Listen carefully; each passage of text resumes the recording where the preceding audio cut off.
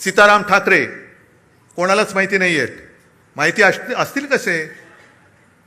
कारण जसा करोना आला होता तसं त्यावेळेला प्लेग आला होता आणि तेव्हा आमचं घराणं हे पनवेलमध्ये राहायचं.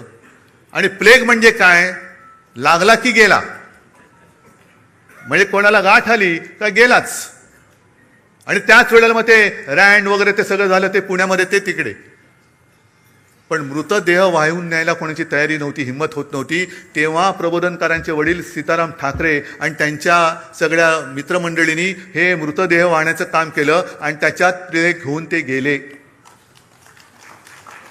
आहे कोणाचा असा घराण्याचा इतिहास? आमच्या अंगावर येते येता. आणि म्हणून मी आज शेवटी तुम्हाला विचारतोय, मी आजपर्यंत तुम्ही मला जपलत कारण शिवसेना प्रमुखांचा आदेश. जसं शिवसेना प्रमुखांनी सांगितलं की जसं तुम्ही मला जपलं, मी तुम्हाला जपलं, तसं उद्धवला सांभाळा, आदित्यला सांभाळा, तसं मी आज तुम्हाला सांगतोय. मी कसा आहे तुम्हाला माहिती आहे. माझ्या माणसाने माझ्यावरती बोट दाखवलं तर एक क्षण सुद्धा मी राहणार नाही तिकडे. आणि म्हणून मी मुख्यमंत्री पद सोडलं आणि वर्ष सोडून मातोश्रीला गेलो. त्याच्यामुळे नाटक म्हणून मला कधी जमलेलं नाही आणि करण्याची गरज नाहीये. मला जर का काही पाहिजे असतं तर आज सुद्धा मी विनासायास विधान परिषदेमध्ये टिकोजीरावासारखं जाऊन बसलो असतो, पण मी नाही गेलो. म्हणून मी आज तुम्हाला सांगतोय, विचार करून उत्तर द्या. 60 वर्ष पूर्ण झालेली आहेत. गेली जवळपास 12-13 वर्ष मी तुमची नेतृत्वाची जबाबदारी सांभाळतोय.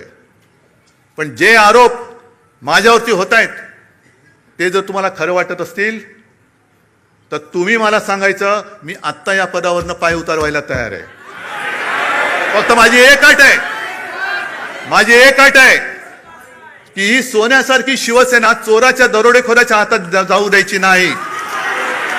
तुमच्यापैकी एक शिवसैनिक येऊ द्या, तो शिवसेना पक्षप्रमुख बनेल, मला त्याचं सुद्धा कौतुक वाटेल. मला नेतृत्वाची सोच नाही, मला नेतृत्वाची हाव नाहीये. मी आत्ता हे पद सोडायला तयार आहे.